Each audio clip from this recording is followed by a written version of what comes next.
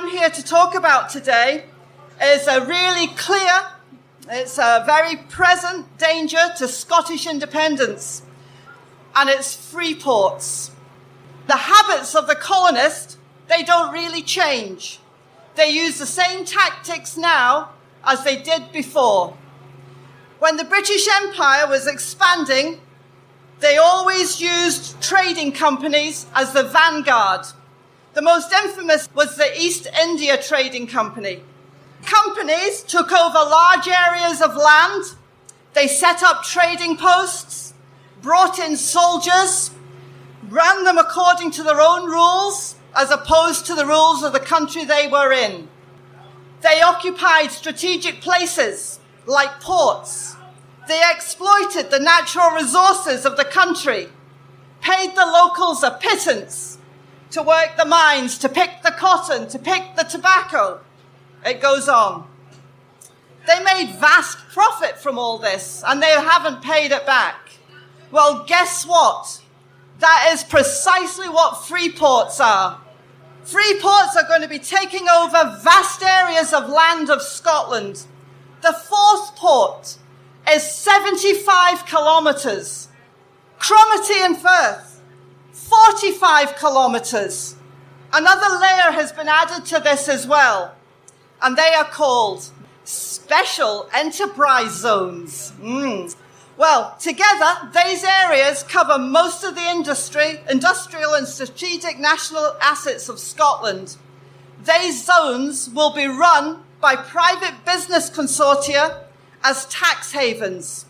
They won't pay local income tax, and they won't be subject to the same rules: employment rights, health and safety, planning. Minimum wage, national insurance, forget it.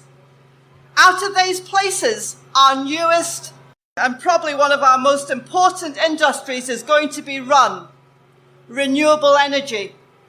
And the contracts attached to these places are anything from 10 to 25 years. If you're a business outside of one of these zones, tough. You'll be priced out by having to pay minimum wages and national insurance and income tax. If you're a cash-strapped council, tough. You're going to have a big hole knocked in your budget by SEZs using resources that they're not paying for. That's before we even get on to what is encircled in these zones. Let's name a few places: Grangemouth, Methil, Rosyth, Leith, Edinburgh Airport, Edinburgh City, the oil and gas facilities of Forth and Cromarty and Firth. There's more. I could name more. But this is Scotland's future.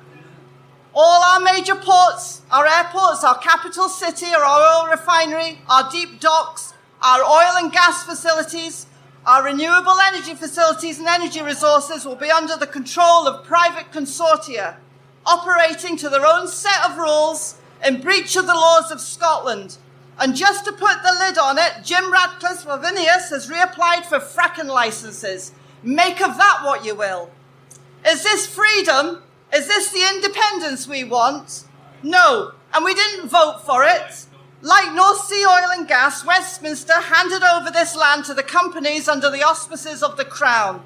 This is the UK's post-colonial gift to us, and it's a poisoned one. We will be exchanging one kind of colonialism for another: Westminster for the East India Company.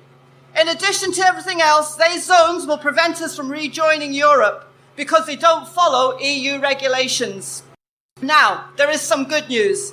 What they have done has been challenged. Salvo sent a letter of notice to all these consortia, warning them that Scotland's lands and its resources do not belong to the monarch, but to the people. That has opened the door to the possibility of a legal challenge later under the Scottish Constitution. But all of us need to be going back to our parties, our organisations, and raising the roof.